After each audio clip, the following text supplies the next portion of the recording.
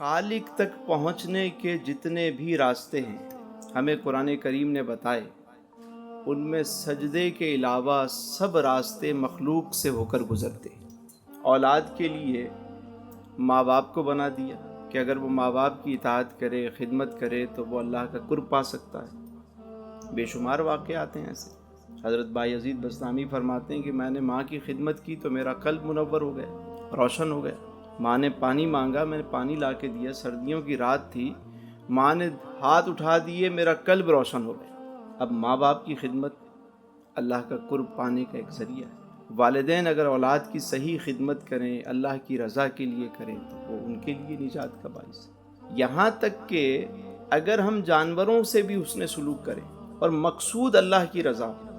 میرے حضور نے حدیث بتائی کہ بنی اسرائیل میں ایک فاحشہ عورت تھی۔ ایک مرتبہ وہ پانی پینے گئی کنویں پر تو اس نے دیکھا کہ ایک کتا بھی پیاسا ہے، اس کے پاس اور تو کچھ نہیں تھا، اس نے پانی نکالا، بھر کر اس کو پلا دیا۔ اللہ تبارک و تعالی نے اس عمل کے سبب اس کی بخشش کر دی، یعنی اس وجہ سے اس نے قرب پا لیا۔ بے شمار راستے اللہ تک پہنچنے کے، بے شمار راستے۔ اب دیکھیے، لوگوں کو معاف کرنے والا، لوگوں کو معاف کرنے والا، لوگوں پر احسان کرنے والا اللہ کا محبوب ہے۔ یہ بھی ایک طریقہ ہے، لوگوں کو معاف کر دیں، دل اپنا صاف کر لیں۔ اسی طرح زمین پر اترا کر نہ چلنے والا انسان اللہ کو پسند ہے، اللہ اسے بھی اپنا دوست بنا لیتا ہے۔ ظالم ہونے پر مظلوم ہونے کو ترجیح دینا، یہ اللہ والوں کی نشانی ہے۔ ظالم ہونے پر ظلم قبول کر لیا لیکن ظلم کیا نہیں، اللہ کو یہ ادا پسند ہے۔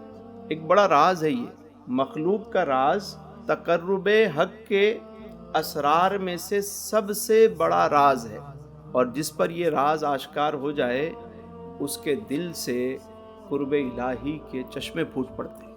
مخلوق کی خدمت در حقیقت خالق ہی کی بندہ خدمت کر رہا ہے۔ ہم سمجھتے ہیں کہ ایک ہی طریقہ ہے، اسی طریقے سے ہی ہم منزل تک پہنچ سکتے ہیں، لیکن اللہ تک پہنچنے کے کتنے راستے، لامحدود ذات، لامحدود راستے، کوئی ایک راستہ نہیں ہے۔ جس پر یہ راز آشکار ہو جائے قرب الہی کے چشمے اس کے دل سے پھوٹ پڑتے ہیں، قلب سے جاتے ہیں۔ اب دیکھیے، ایک اور طریقہ بھی ہے اللہ تک پہنچنے کا، اللہ کا قرب حاصل کرنے کا ایک شارٹ کٹ راستہ بھی ہے، اور وہ یہ ہے کہ کسی صاحب نظر کی نظر میں آ جانا۔ بھئی اللہ کی تلاش انسان کو کسی انسان تک تو ہی لے جاتی ہے۔ کبھی آپ نے دیکھا کہ کوئی اللہ کا متلاشی ہو، چاہتا ہو کہ میں خالق کائنات کا قرب حاصل کر لوں، تقرب مل جائے، میں مقرب بن جاؤں؟ دن میں ہم 17 مرتبہ یہ دعا کرتے ہیں، اہدنا الصراط المستقیم صراط الذین انعمت علیہم، اے اللہ ہمیں سیدھا راستہ چلا، راستہ ان کر جن پر تو نے انعام کیا۔ اب میں یہ پوچھتا ہوں، میرا سوال یہ ہے کہ کیا کبھی ہم نے تڑپ کر یہ دعا کی کہ یا اللہ کسی انعام یافتہ سے ملا دے؟ دن میں 17 مرتبہ ہر فرض نماز میں سورہ فاتحہ پڑھی جاتی ہے، ہم روزانہ 17 مرتبہ یہ دعا مانگتے ہیں، لیکن کبھی ہم نے تڑپ کر یہ بھی دعا مانگی کہ مولا کسی انعام یافتہ سے ملا دے؟ آج بھی قرآن قیامت تک کے لیے ہے، آج بھی کوئی تڑپ کر یہ دعا مانگے نا، یا تو وہ کسی انعام یافتہ تک پہنچ جائے گا یا انعام یافتہ اس تک پہنچ جائے گا۔ آج بھی تقرب خدا کا ایک راستہ یہ بھی ہے کہ کسی صاحب نظر کی نظر میں آ جانا۔ اللہ اللہ کیے جانے سے اللہ نہ ملے، اللہ والے ہیں جو اللہ سے۔ ہمارے یہاں ایک چیز مشہور ہے، ہم کہتے ہیں بھائی نظر لگ جاتی ہے، تو یقیناً حق ہے، نظر بد لگتی ہے۔ میں یہ کہتا ہوں کہ اگر نظر بد لگ سکتی ہے تو نظر خیر بھی تو لگ سکتی ہے بھائی، سبحان اللہ۔ نظر حق بھی تو لگ سکتی ہے، اس میں بھی تو تاثیر ہے نا۔ ہم ایک ہی طرف کیوں دیکھ رہے ہیں کہ نظر بد لگ سکتی ہے، نظر بد ہو گئی؟ کبھی کسی نظر خیر والی نظر میں بھی آپ صاحب نظر کی نظر میں آ جاؤ، پھر آپ دیکھو کیسے منازل طے ہوتی ہیں، کیسے مدتوں کا سفر جو ہے وہ لمحوں میں طے ہوتا ہے۔ تو یہ بھی ایک قرب الہ کا بہت بڑا ذریعہ ہے کہ کسی صاحب نظر کی نظر میں آ جانا۔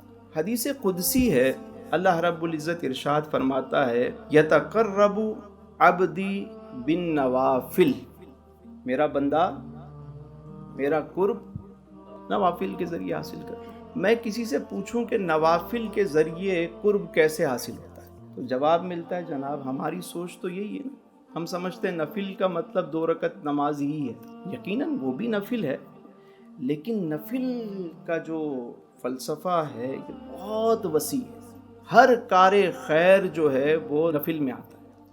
نوافل پڑھنا، سجدے کرنا تقرب الہ کا ذریعہ ہے، لیکن نوافل کی جو ڈیفینیشن ہے وہ بہت وسیع ہے۔ ہر کار خیر، آپ نے کسی کی مدد کی، بلکہ حدیث مبارکہ میں ہے، مسلم شریف کی روایت ہے، سیدنا ابو ہریرہ راوی ہیں، فرماتے ہیں رسول اللہ صلی اللہ علیہ وسلم نے فرمایا کل بروز قیامت اللہ تبارک و تعالیٰ فرمائے گا اے بندہ فلاں، ایک شخص سے مخاطب کہ میں بیمار تھا، تو میری عیادت کو نہیں آیا۔ وہ کہے گا بارےلا میں کیسے آپ کی عیادت کر سکتا ہوں، اے میرے مالک تو رب العالمین ہے۔ اللہ فرمائے گا اے میرے بندے، میرا فلاں بندہ بیمار تھا، میرا فلاں بندہ بیمار تھا اور تجھے خبر تھی، تو اگر وہاں پہنچ جاتا تو مجھے وہیں پاتا تو۔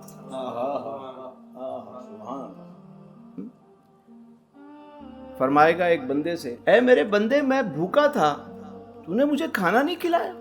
بندہ کہے گا میرے مالک میں کیسے کھانا کھلا سکتا ہوں جبکہ آپ تو رب العالمین ہیں۔ اللہ فرمائے گا میرا فلاں بندہ بھوکا تھا، اس نے تجھے پکارا تھا، تجھے پتا تھا وہ بھوکا ہے، اگر تو اس کو کھانا کھلا دیتا مجھے وہیں پاتا۔ پھر فرمایا کہ ایک شخص سے سوال ہوگا کہ اے فلاں بن فلاں میں پیاسا تھا، تو نے مجھے پانی نہیں پلایا۔ وہ کہے گا یا رب العالمین میں آپ کو کیسے پانی پلا سکتا ہوں، تو رب العالمین ہے۔ اللہ فرمائے گا کہ میرا فلاں بندہ پیاسا تھا، اگر تو اسے پانی پلا دیتا تو مجھے وہیں پاتا۔ تو اللہ تک پہنچنے کے جتنے راستے ہیں وہ مخلوق سے ہو کر گزرتے ہیں، یہ ہمیشہ یاد رکھیں، یہ راز ہے، اس کو سمجھنے کی کوشش کریں۔ کبھی بھی کسی کا دل نہ توڑیں، کبھی کسی پہ ظلم نہ کریں، ظالم ہونے پر مظلوم ہونے کو ترجیح دیں، یہ فلسفہ۔ کبھی معاف کر دیں، چھوڑ دیں، حق سے زیادہ دے دیں اللہ کی رضا کے لیے۔ جب یہ کام کریں آپ دیکھیں کہ برکت کیسے ہوتی ہے۔ اللہ کو راضی کرنے کا ایک اور شاندار، سب سے افضل و اکمل، سب سے پیارا طریقہ، وہ کہتے ہیں نا زما بھائی وہ فاسٹ ٹریک، وہ بتا رہا ہوں کہ اللہ تک پہنچنے کا سب سے تیز ترین راستہ کیا ہے؟ جب اللہ سے پوچھتے ہیں، فرمایا قل ان کنتم تحبون اللہ، اے محبوب فرما دیجئے قل ان کنتم تحبون اللہ فاتبعونی، بس میری اتباع کرو۔ اے محبوب جب یہ تمہاری اتباع کریں گے تو کیا ہوگا؟ یحببکم اللہ، اللہ انہیں اپنا محبوب بنا لے گا۔ کیسا نسخہ ہے کہ حضور کی اطاعت کر لیں، ان کی غلامی میں آ جائیں، اللہ محبوب بنا لے گا۔ اب دیکھیے کہ اللہ کا قرب پانے کا اس سے آسان راستہ کیا ہوگا؟ صرف حضور کی اطاعت کرتے چلے جائیں۔ حضور کی شان دیکھیے، صرف حضور کے در تک ہم پہنچ جائیں، کام خود ہی بن جاتے ہیں۔